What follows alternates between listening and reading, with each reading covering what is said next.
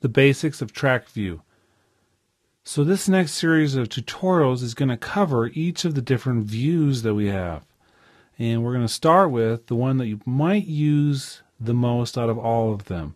And this is the track view. And the reason why you're going to use the track view the most often is because this is where all of your clips are going to live. So anytime you record something, you're going to be able to look at it in this view. And MIDI data can be seen in this view as well. And this view has a number of really powerful tools such as automation and tabbing, and you can also see your buses and masters and everything. This is just a terrific view, one of the best places ever. So let's do a little introduction to it though, because I think that's going to be important.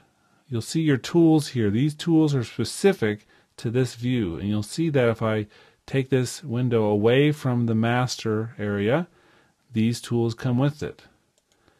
Okay, so we have a lot of different tools here. Insert new tracks or buses.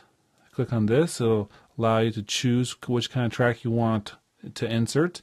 We have the select tool, and this is going to be used a lot to move things around. We have the free edit tool.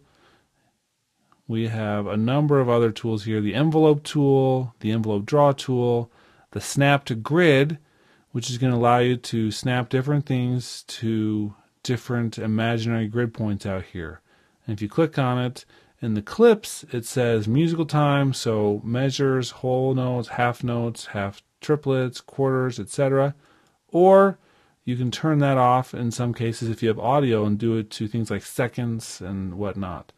We can also have it move to things like events, clips, markers, or audio transients.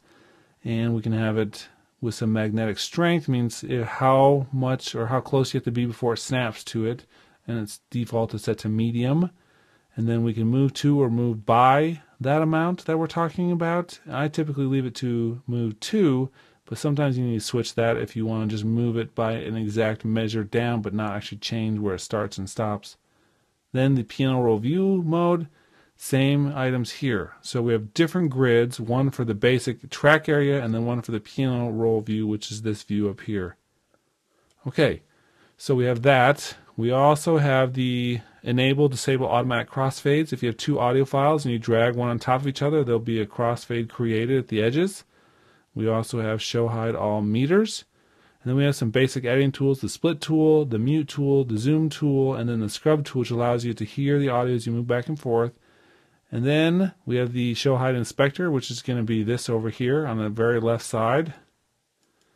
We also have the navigator, which I typically leave on only in complex sessions. Simple ones you don't need it as much, but you can use this to drag things around and zoom in. So we can move this around like this. Once we have a lot more vertical, we could zoom up and down with it, etc. We don't have a lot to do, as I said, just one little section of notes, so we don't have a lot to demo with that. We also have the video lane if you want to see the video you're working with. And then we have a whole bunch of piano roll view tools. I'm going to start calling this the PRV just to make it a little easier to say. So we have the select tool for the PRV, the draw tool, the erase tool, the microscope mode. Check this out. And we have to zoom out for this a little bit to see it. See how when I go around I've got a little box, and this is zooming in on things so I can get a lot more detail in one area but still have an overview for the rest of it.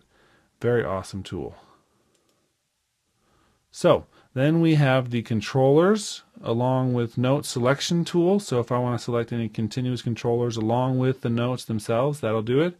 We can show or hide the notes if we want to hide them and just look at the control data. We can also say show hide controllers. There's the velocity in this case. We also have the velocity tails, fit content, so this will zoom everything out, the PRV mode in general. And then we have the fit tracks to window. Perfect. We also have the fit project to window. Shows the whole thing, which is not doing much since the project is small. And we have hide tracks, track manager, restores views to previous state, whichever we had just immediately preceding. And then we have aim assist, which actually we can't see right this second because we have this track all the way open, but let's change the track and you'll see the line now in the background of the track clip area. So that just helps you see where you're moving your mouse in conjunction with the time that's here, and then in the PRV over here with the notes. So it's just a way to get a better view of where you are. Okay, so that's the basics here. One other thing I want to talk about right now is when you actually want to tab another window here, because we have the tracks up here and we have the buses and masters down here, so separate track area. We can hide that by clicking on this button at the bottom. So we can do all the clips and tracks up there, but buses down here. But say I want to see the staff editor, right? I'm going to hide that down, and I'm going to click on the very top left-hand corner and say Enable Tabbed. And now we can do buses here and staff here, so we can actually see the staff without having to leave this window. So it's a little easier way of seeing multiple facets of information all at one time. So that's pretty cool.